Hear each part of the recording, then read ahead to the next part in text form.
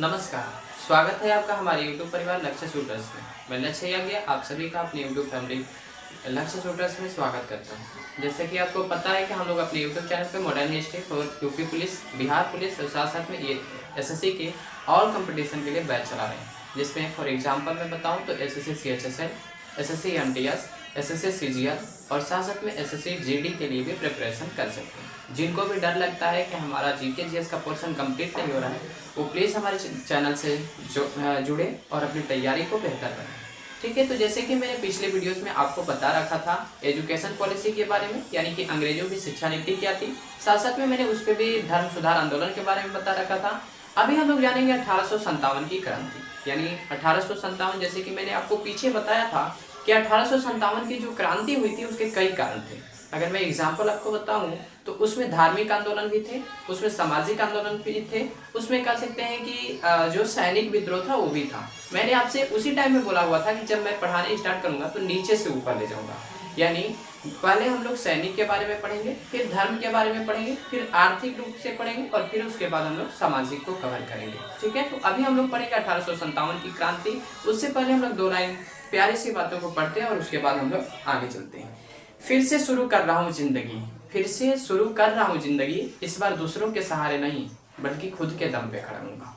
आइए इसके बाद हम लोग चलते हैं अपने लक्ष्य को और ऑन दी बोर्ड चलते हैं। ठीक है, यहाँ पे मैंने 1856 लिख दिया है, जबकि हमें रहना चाहिए 1857। ठीक है, मुझे माफ करिएगा, सॉरी। फिर साथ साथ में मैं आपको बता दूं कि अगर बाई चांस कहीं मुझसे मात्रा मिस्टेक से गलती लिखा गया हो तो उसे प्लीज आप कोऑपरेट करिएगा, क्योंकि आप अभी छोटे बच्चे नहीं हैं। यदि आप कंपटीशन की एग्जाम की तैयारी करते हैं तो आप छोटे बच्चे तो होंगे नहीं, क्योंकि आपने भी तो पीछे से पढ़ाई करके आया होगा। ये कह सकते हैं कि आप टीचर हैं, कैसे गलती, तो मैं ओनली फॉर इंग्लिश लैंग्वेज वाला हूँ, मैं हिंदी लैंग्वेज वाला नहीं हूँ, इसलिए बाई चांस मुझसे मिस्टेक हो सकता है। ठीक है, अब चलिए मैंने पहला पॉइंट लिखा है कि 1857 में सिपाही अधिनियम आया, जिसमें पुरानी बंदूक ब्राउन बेस को हटाकर नई बंदूक एनफील्ड राइफल आया था। यानी जैसे कि आपको पता होगा कि 1857 की जो सिपाही विद्रोह था उसका एक कारण था वो कारतूस। अब मैं एक चीज बताऊंगा कि जो हमारी कारतूस थी भैया, वो कारतूस पे फेक बनाया गया था, यानी कि हकीकत में कारतूस के बारे में कोई ऐसी चीज नहीं थी कि कारतूस ऐसे कोई मतलब उसमें इन्वॉल्व नहीं था कि कोई कह सकते हैं गाय की चमड़ी या फिर सुअर की चमड़ी से, इसमें कोई रिलेटेड नहीं था। बट कह सकते हैं कि ऐसा लगा हुआ था लोगों को कि जो हिंदू हैं, हिंदू अपने लिए गाय मुख्य मानते हैं और जो मुस्लिम है वो अपने लिए मतलब कह सकते हैं एक तरह से सुअर जो होता है अशुद्ध मानते हैं। ठीक है, तो इसमें उनका क्या हुआ था कि वो लोग सोच रहे थे कि यदि भैया जैसे मान लीजिए मैं हिंदू हूँ और मुझे वो उस कारतूस का उपयोग करने के लिए मिलता है, तो मैं क्या करूंगा, अपने दांतों से खींचूंगा। ठीक है, तब जाकर उसमें भाला जाता था, उसके बाद मारा जाता था। तो इसमें मेरा क्या होगा कि मेरा धर्म नष्ट हो जाएगा, तो इसलिए लोगों ने विद्रोह किया। लेकिन हकीकत ऐसा नहीं था। This is not correct, this is only for contribution in the British government. ठीक है, ये हमारी पॉलिसी नहीं थी, मतलब खराब था, ये झूठ बोला गया था। ठीक है, लेकिन फिर भी कोई बात नहीं, इसमें फिर भी लोग लिप्त हो गए और आज मैं इतिहास लिख नहीं सकता, दोहरा नहीं सकता। ठीक है, पुनः दोहराया नहीं जा सकता। इसी के लिए हम लोग इतिहास पढ़ते हैं कि पीछे जो गलती हुई थी उसको फिर आने वाले टाइम में हम लोग गलती न करें। ठीक है, तो अब देखिए यहाँ पे मैंने कहा कि जैसे ब्राउन बेस, पहले आपसे ये एग्जाम में पूछा जा सकता है कि किस बंदूक को हटाकर एनफील्ड राइफल आई हुई थी, तो उसका नाम था ब्राउन बेस के जगह पे एनफील्ड राइफल आई थी, जिसमें कि कहा गया कि उसमें जो कारतूस भरा जाएगा गाय और सुअर की चमड़ी से मिलकर बना होगा। ठीक है, आई होप, मुझे आशा है कि आप लोग को अच्छे से समझ में आ रहा होगा। अब देखिए छावनी 34 BNI, BNI का मतलब होता है दोस्त बटालियन। ठीक है, छावनी नंबर 34 बटालियन में एक मंगल पांडे नाम का सिपाही रहता था। इसने क्या किया कि इस कारतूस का विद्रोह किया। विद्रोह करने का मतलब क्या होता है, इसने यहाँ से स्टार्ट किया कि भाई तुम बताओ कि क्या ये सच है, गाय की चमड़ी सुअर की चमड़ी, क्या ये सच है। कुछ लोग, देखिए मैं भी इसके बारे में कुछ भी क्लासिफाइड नहीं कर सकता कि ये सही था या फिर गलत था। क्यों नहीं कर सकता, क्योंकि कुछ इतिहासों में जैसे मैंने दो पैटर्न पढ़ा, एक एनसीईआरटी पैटर्न पढ़ा, एक बाहर का पैटर्न पढ़ा। एनसीईआरटी में लिखा है कि इसने जो कहा वो सही था, यानी गाय की चमड़ी और सुअर की चमड़ी से बना हुआ था। बट अगर मैं अदर बुक को पढ़ता हूँ, जैसे फिर मैं यूपीएससी का तैयारी करता हूँ, तो उसके हिसाब से अगर मैं पढ़ता हूँ तो उसमें लिखा हुआ है कि ये झूठ था। तो ये तो मैं भी नहीं बता सकता कि कहाँ तक हकीकत था, कहाँ तक झूठ था। बट इतना मैं कह सकता हूँ कि हो सकता है हकीकत भी रहा हो या फिर हो सकता है झूठ भी रहा हो। क्यों? क्योंकि कुछ ऐसे सिचुएशन आएंगे जहां से मैं आपको बता दूंगा कि यहाँ से मतलब लगता है कि नहीं ये सच हुआ था। क्योंकि मंगल पांडे के जो सैनिक लोग थे उन्होंने उस जहां पे वो बनता था यानी जहां पे फैक्ट्री स्टेबलाइज हुई थी, स्थापित हुई थी, वहां पे गए हुए थे देखने के लिए कि क्या ये सही है या फिर झूठ है। तो वहां पे पता चला था कि नहीं, जो गाय की चमड़ी या फिर सुअर की चमड़ी से वहां पे कारतूस तैयार होते ही हैं, अर्थात मतलब बनते ही हैं। तो इसके लिए मैं नहीं बता सकता कि हकीकत बात था या फिर झूठ बात था। ठीक है, अब आगे देखिए 29 मई 1857 को अपने अंग्रेज अधिकारी एंड्रूज को मंगल पांडे ने गोली मारकर हत्या कर दी। अब एक चीज मैं बता दूं, मंगल पांडे ने 2 अपने अधिकारियों को मारा था, लेकिन एक अधिकारी का मैंने नाम इसलिए नहीं दिया क्योंकि वो मरा नहीं था बल्कि वो घायल होकर बच गया था। इसमें थे एंड्रूज को उन्होंने मारकर उसी टाइम जब मारे वहीं पे उनकी क्या हो गई भैया, मृत्यु हो गई। उसी टाइम ऑन द स्पॉट उसकी मृत्यु हो गई थी।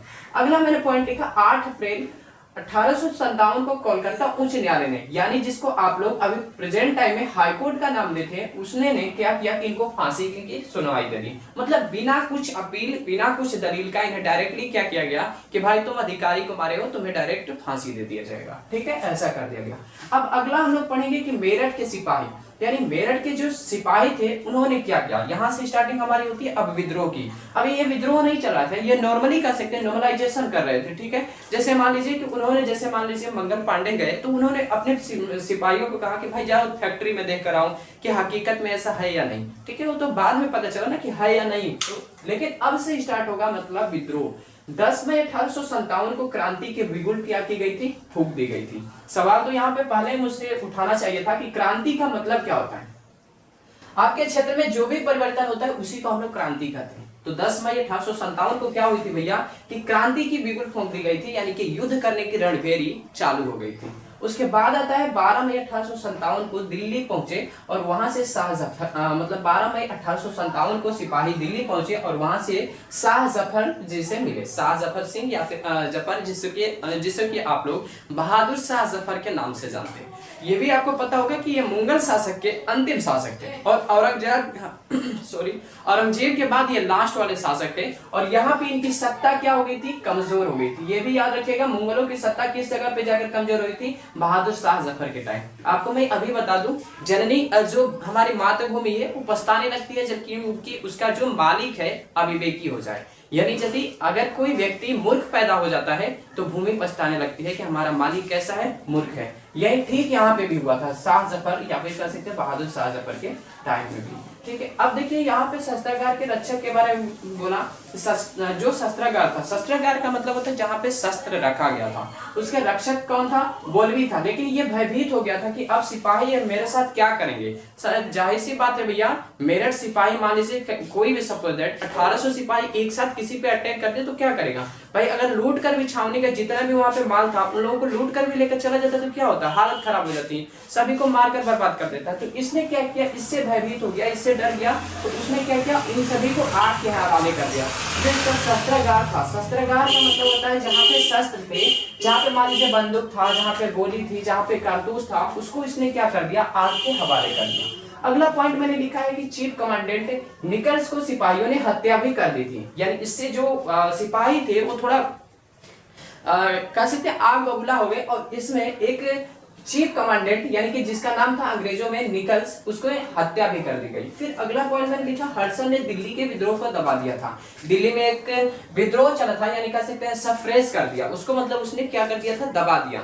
बहुत सारे ऐसे अंग्रेज अधिकारी आएंगे जो कि विद्रोहों को क्या करते जाएंगे, नजरअंदाज या फिर दबाते जाएंगे। इन्हीं को इंग्लिश में हम लोग सफ्रेज का भी नाम दे देते हैं। जैसे आगे अगर मैं चलूं तो जज मेजर हैरियट ने बहादुर शाह जफर को देशद्रोही कहा। अब यहाँ पे एक मुझे समझ में नहीं आ रहा भैया कि देश प्रेमी को देशद्रोही कैसे नियुक्त किया गया, मतलब कैसे कहा गया। ठीक है, लेकिन कोई बात नहीं। अंग्रेज ने इनको यानी बहादुर शाह जफर को पेंशन दे रहा था, इसलिए इसने कहा कि तुम क्या हो भैया, देशद्रोही हो। ठीक है, और इनको क्या किया गया, रंगून यानी प्रेजेंट टाइम में जो वर्मा है उसको हम लोग अभी के टाइम में म्यांमार का नाम देते हैं, म्यांमार का नाम देते हैं। ठीक है भैया, म्यांमार का भी प्रेजेंट टाइम में नाम दिया जाता है। और यहीं पे उस टाइम में क्या होता था, काला पानी का सजा दी जाती थी। याद भी रखिएगा, काला पानी की सजा कहाँ पे दी जाती थी, रंगून में दी जाती थी। और वो प्रेजेंट टाइम में कहाँ पे है, म्यांमार में है। लेकिन उस टाइम में उस जगह को क्या कहा जाता था, वर्मा कहा जाता था। ठीक है, आई होप, मुझसे विश्वास है कि आप लोगों को अच्छे से समझ में आ रहा होगा। अब वर्मा में कहा आपको भोज करने के लिए थोड़ा ना भेजा गया था, वहां पे कहा भेज दिया गया, जेल में भेज दिया गया, जिसमें कि उसी जेल में 1862 में इनकी क्या हो गई, मृत्यु हो गई, यानी कि ये डेथ कर गए। ठीक है, इनका मृत्यु जो है 1862 में हो गई। आगे में चलो अगला पॉइंट पे, तो 30 मई 1857 को लखनऊ में विद्रोह शुरू किया गया। यानी अब धीरे धीरे क्या हुआ, दिल्ली के बाद लखनऊ आए। लखनऊ में कितने तारीख को हुआ था, तो हमारे 30 मई 1857 को ये क्रांति शुरू हुई थी। ठीक है, लखनऊ के, और लखनऊ में शुरू करने वाली कौन थी, बेगम हजरत महल थी, जिन्होंने अपने पुत्र को, या फिर कह लीजिए अपने दत्तक पुत्र को नवाब बनाया था। आपको पता होगा एक डलहौजी ने नीति लाया था, हड़प नीति। उसमें क्या था कि राज्यों को, या फिर कह सकते हैं कि जो आपका जहाँ के नवाब थे वहां की जो ये हड़प नीति थी, उससे अपने मतलब कह सकते हैं कि उसको हड़प लिया जाता था। तो जिसके भी पुत्र नहीं होते थे उसके राज्य को क्या कर लिया जाता था, हड़प लिया जाता था। ठीक यही हुआ था बेगम हजरत महल के साथ। ठीक है, हजरत महल ने रेसिडेंसी पर हमला बोला। अब देखिए what do you mean by residency, जहां पे सैनिक रहते थे, अंग्रेज सैनिक जहां पे रहते थे उसको कहा जाता था रेसिडेंसी। यानी हजरत महल ने क्या किया, अंग्रेजों की छावनी पे, या फिर अंग्रेज जहां रहते थे, अधिकारी जहां रहते थे, वहां पे छापा बोल दिया, या फिर मतलब हमला बोल दिया। इस विद्रोह को कैंपबेल ने दबाया। याद रखिएगा, अभी तक में 2 लोगों ने हमारे विद्रोह को दबा दिया। दिल्ली को सफरेज करने वाला कौन था, तो हडसन था। दिल्ली में सफरेज कौन करवाया, हडसन। सफरेज का हिंदी होता है विद्रोह को दबाने वाला। कौन था, हडसन था। अगला अगर लखनऊ में बात किया जाएगा कि लखनऊ में कौन था, तो आपके लखनऊ में थे कैंपबेल। ठीक है, इस चीज को याद रखना, कई बार एग्जाम में पूछा जाता है। हजरत महल अपने वकील अली के साथ कहां चली गई, नेपाल चली गई। लेकिन मैं एक आपसे रिक्वेस्ट करता हूं, इसको आप क्या करिएगा, आप अपने से थोड़ा ध्यान से, कहीं अगर बुक में लिखा होता हो तो देख लीजिएगा। क्यों मैंने कहा ऐसा, क्योंकि ऐसा हम लोगों को प्रूफ नहीं मिल पाता है कि आखिर हजरत महल गई तो कहां गई। कुछ लोग कहते हैं कि वो भाग गई, कुछ लोग कहते हैं लापता हो गई, और कुछ लोग कहते हैं कि मतलब सुरंग के रूप में, मतलब सुरंग जैसे होता है ना, जिसको आप लोग ट्यूनल का नाम देते हैं, उससे वो क्या हुई, भारत से नेपाल चली गई। तो इसके लिए मैं थोड़ा सा सेक्रीफाई नहीं हूँ, मतलब कह सकते हैं परिपूर्ण नहीं हूँ, इसके बारे में मैं नहीं बता सकता। तो इसके ऊपर आप भी थोड़ा रिसर्च कर लीजिएगा, या फिर हमसे भी कोई बड़ा टीचर होगा उससे जरा प्लीज सेक्रीफाई हो जाइएगा। ठीक है, तो इस वीडियोस में इतना है। अगर आपको वीडियोस अच्छा लगा हो तो प्लीज हमारे वीडियोस को लाइक कर दीजिएगा, ज्यादा से ज्यादा हमारे वीडियोस को शेयर कर दीजिएगा, और हमारे चैनल को सब्सक्राइब जरूर कर दीजिएगा। मिलेंगे एक नेक्स्ट वीडियोस के साथ, तब तक के लिए जय हिंद, जय भारत, जय बिहार।